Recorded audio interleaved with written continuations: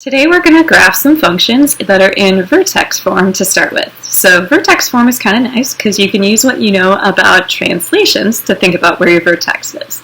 So say you have the function 3 times x minus 4 squared plus 2. You know it's moved to the right 2 and up 4. So your vertex, which normally would be at 0, 0 for your parent function, is now going to be at...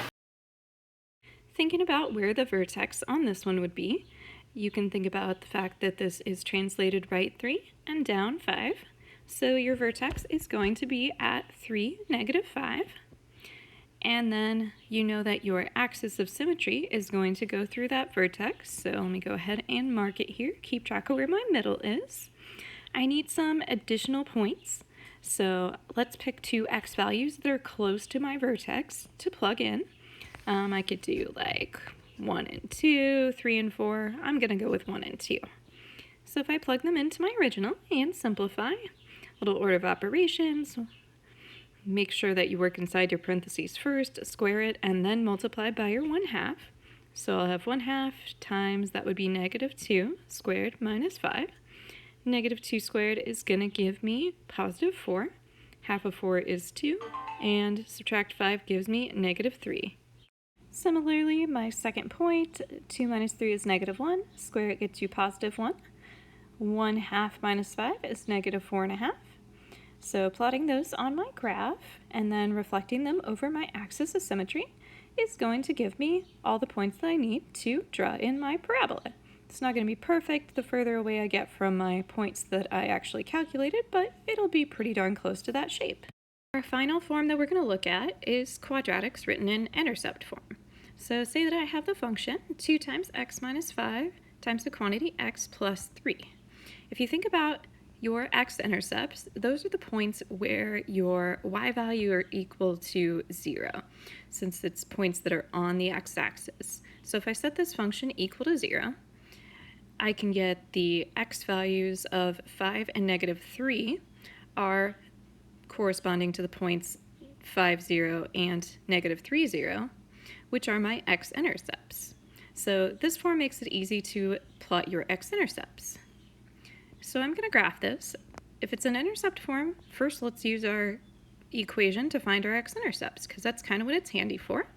So if I set this function equal to 0, can't have 1/2 equal to 0, but x minus 4 equals 0 and x plus 5 equals 0 for the x values of 4 and negative 5.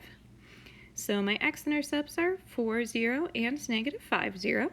So those are 2 points on my parabola that I can go ahead and plot. And then I need my vertex still. My vertex is going to be smack dab in the middle of my x-intercepts because parabolas are symmetric, as we know. So if I can find where the midpoint of the x-coordinates of those two x-intercepts is, that's the x-coordinate of my vertex.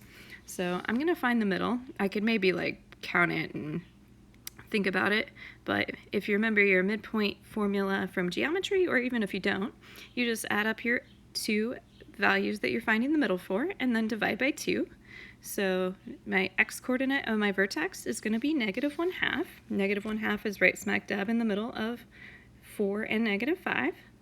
Now I still need my y-coordinate, so let's take that x-coordinate that we found of negative 1/2 and plug it back into my function. So if I do that, I'm going to leave these fractions because that's easier for me to think about. Get a common denominator, that'd be negative 9/2. And this one, 10 plus negative 1 would be positive 9/2, which gets me, if I multiply across, negative 81 over 8, which is negative 10 and 1/8, which isn't going to fit on my graph if I count by 1s on my y-axis. So I'm going to count by 2s on my y-axis. I'll just leave my x-axis as counting by 1s.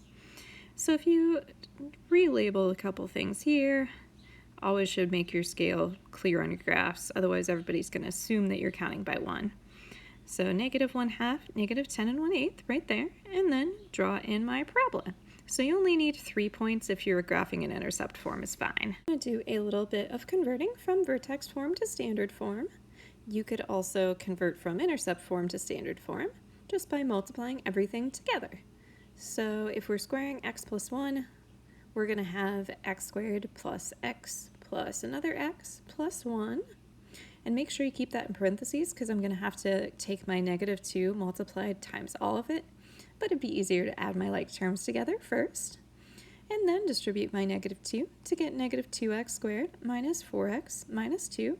And don't forget your minus 4 off there at the end.